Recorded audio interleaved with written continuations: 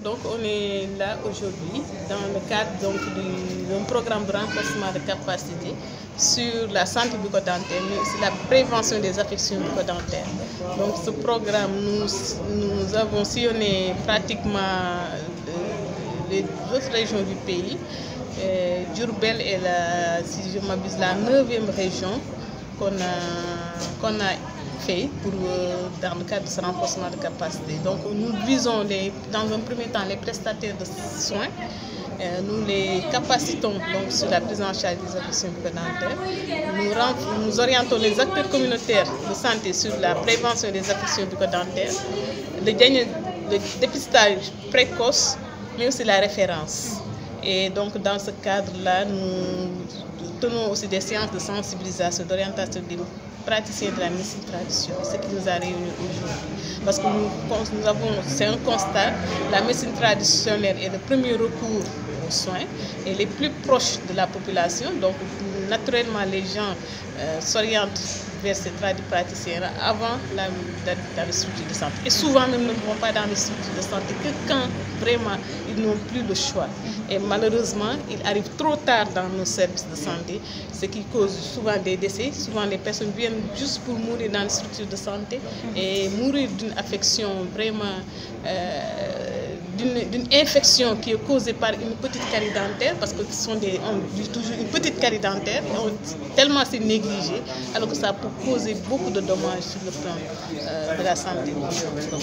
Parmi les affections bucco-dentaires, c'est la carie dentaire qui est la plus célèbre, mais aussi c'est la maladie chronique qui occupe le 4e rang mondial parmi les maladies non transmissibles. C'est une maladie non transmissible, donc 4e rang mondial parmi les maladies les plus fréquentes. La carie dentaire, qu'on reconnaît par un petit trou, une coloration sur une dent qui ne s'enlève pas, mais aussi qu'on reconnaît par une douleur au niveau d'une dent qui est trouée et souvent qui est très négligée.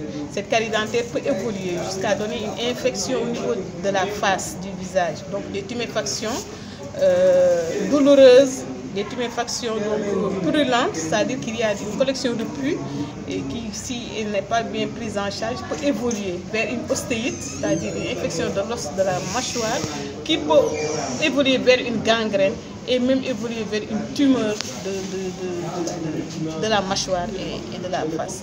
Mais aussi, cette infection peut se disséminer au niveau du corps et atteindre les différents organes. Donc on peut assister à une cardiopathie, ou bien si c'est une malade qui a une cardiopathie existante, ça peut compliquer la cardiopathie.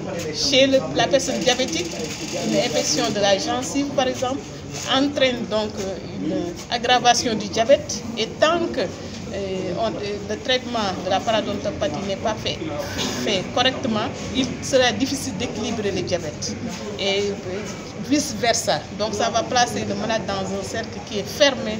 Il sera très difficile de l'enlever tant qu'il n'y aura pas une mutualisation donc des deux traitements, du diabète et de la maladie de la bouche. C'est aussi valable pour les femmes enceintes qui traînent des infections de la bouche, des inflammations de la gencive, et à qui on interdit souvent par nos pratiques, nos préjugés, qui les interdisent souvent d'aller recourir au système de soins et qui entraînent des complications pour elles, mais aussi pour le bébé, allant jusqu'à la naissance de bébés prématurés ou des naissances de bébés de faible poids à la naissance.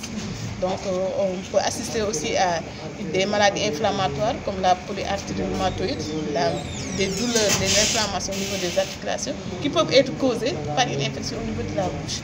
Tout comme l'infection peut aller jusqu'au niveau du cerveau, atteindre l'œil, atteindre le cerveau, pour se disséminer carrément, pour donner une infection généralisée et le malade peut en mourir.